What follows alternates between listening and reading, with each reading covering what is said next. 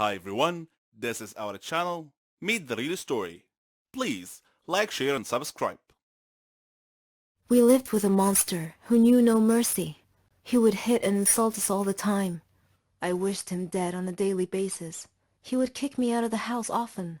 But as we all know, there comes a turning point in everyone's life that either ends in success or tragedy. Oh, I forgot to introduce myself. My name is Lara. I am the middle sister among 4 siblings.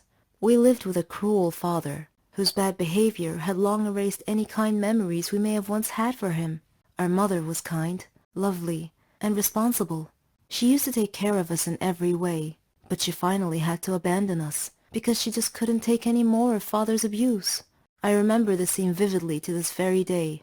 There was a big fight between my parents. At the end of it, mother had opened the door while holding a suitcase. We were too young to understand anything at the time. She was crying as she turned and walked out of our lives forever. We were expecting father's attitude to change after that, but it didn't. He continued mistreating and ridiculing us every opportunity he got, neglecting us completely. He gave us neither food nor clothes, only a very small amount of money to fend for ourselves. What could we do? We had to live with the situation.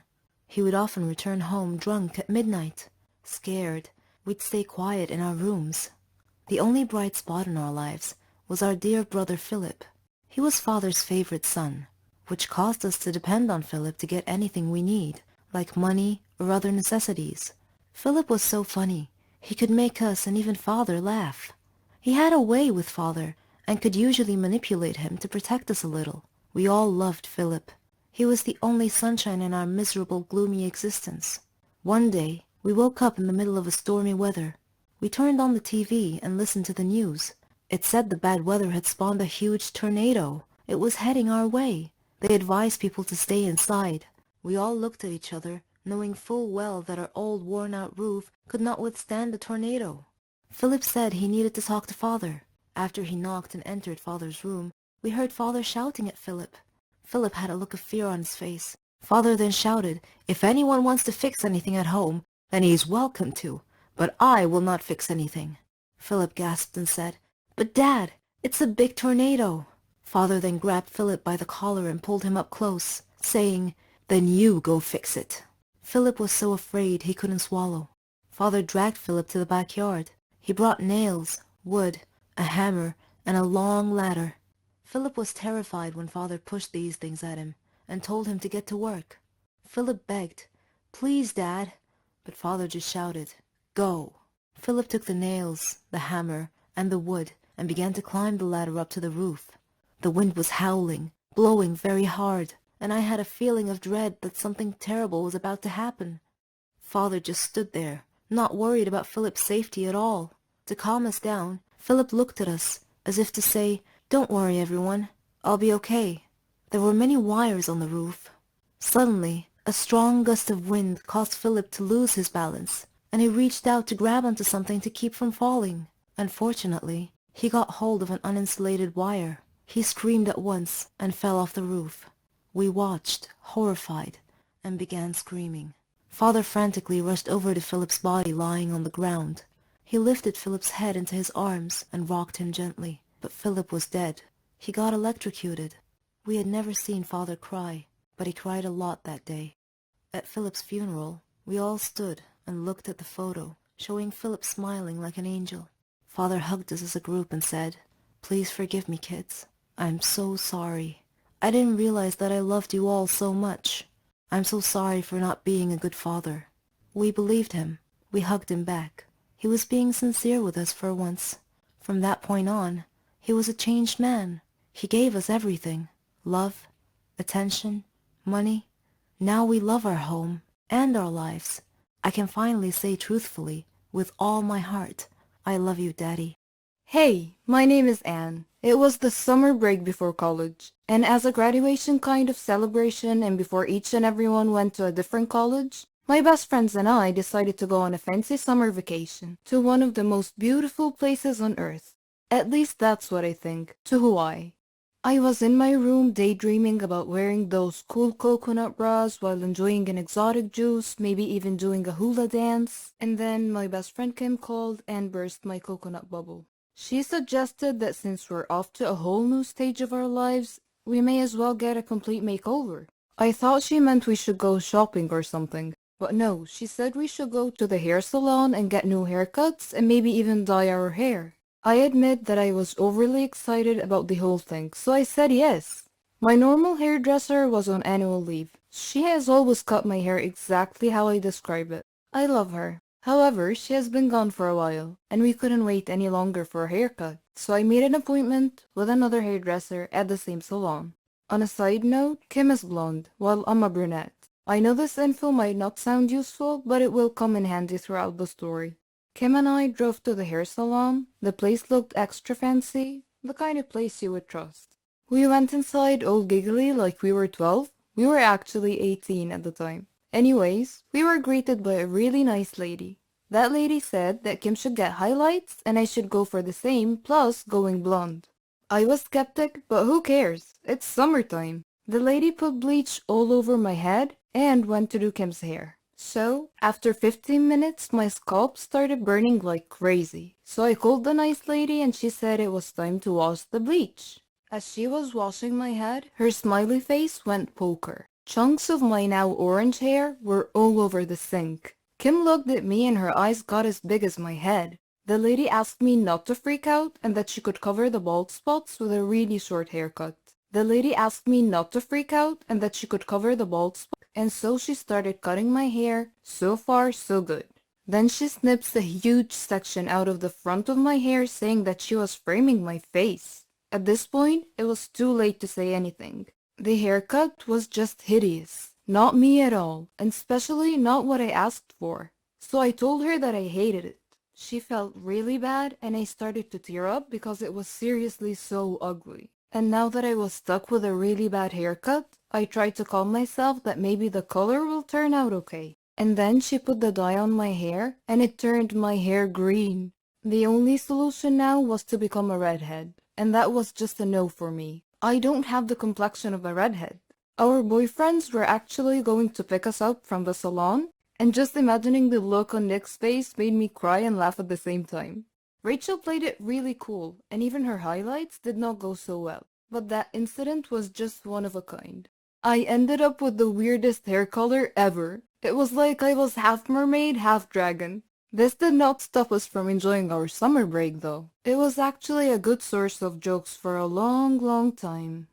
Emily and I became best friends during the junior year of high school. We bonded over a similar love of acting. We were both in the theater program, hung out in the same groups, and had classes together. It just seemed so easy to be best friends. Things got complicated when it was time to move on to college. We didn't go to the same university, but we were still pretty close as friends. We texted a lot about what was happening in our lives, and when I needed advice, she was the first person I talked to. I had a tough time transitioning from high school, where everything seemed to come so easily to me. College was a completely different place for me, and she was the only one I talked to about it. Freshman year, I saw her every other month. She was so close that we could still try and find time to hang out together. I didn't have many friends, so it was easier to give her my free time. I didn't mind, she was my best friend. Sophomore year was the same, only I had my life in order this time. I wasn't struggling in my classes, but my social life was still the same. I had few friends that I actually hung out with. And I was okay with that because I had her. We talked and texted about everything, and I vented all my worries and frustrations to her. If it weren't for her, I wouldn't have survived those first 2 years. I don't really remember what happened last summer before junior year, but I guess that's when I decided I needed to come out of my shell and enjoy my college years. My junior year began and I met new people who I came to really enjoy being around.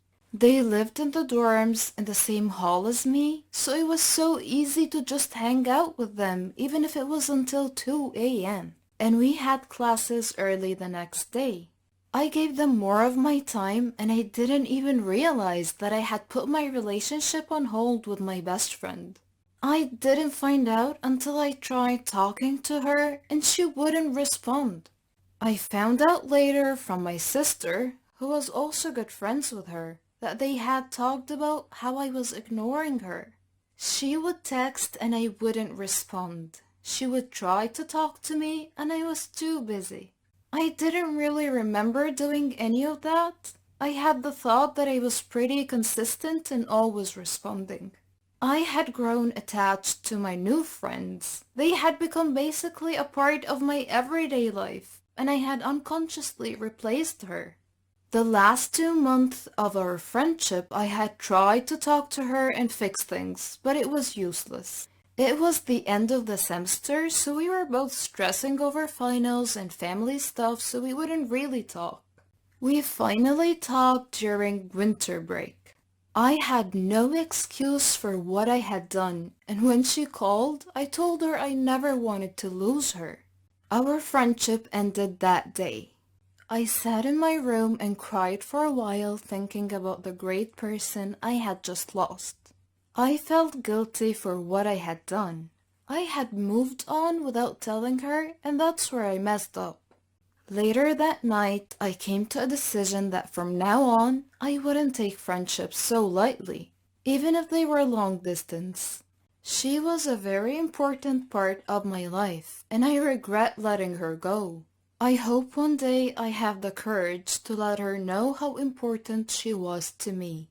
She did so much for me, even if it was a simple text to see how I was. I still hold hope that one day we can be friends again. That's not the whole story, though.